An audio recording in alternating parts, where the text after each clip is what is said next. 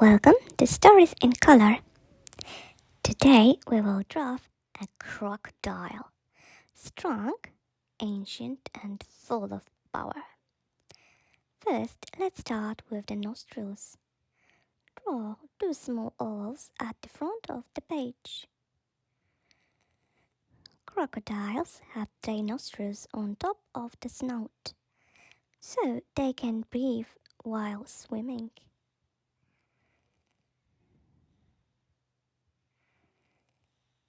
Next, draw the giraffe.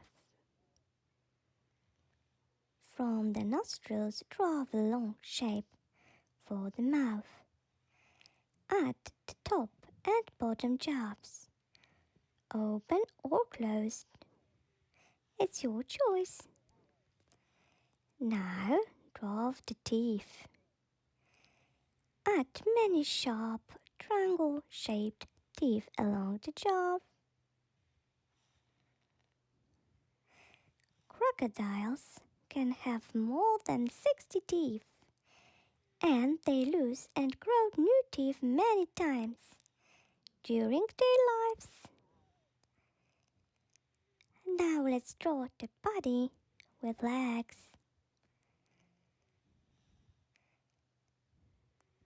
Draw a long, strong body behind the head. Add 4 short legs on the sides. The legs are powerful and help the crocodile move on land and in water. Next, draw the tail. Draw a long, thick tail at the back of the body. The tail is very important. Crocodiles use it to swim fast and turn in the water. Finally, let's color the crocodile.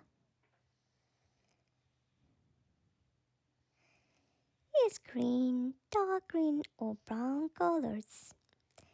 You can make the belly lighter and the back darker. Take your time and enjoy coloring.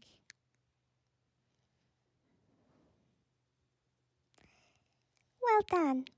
You have drawn a mighty crocodile, ready to swim in your story.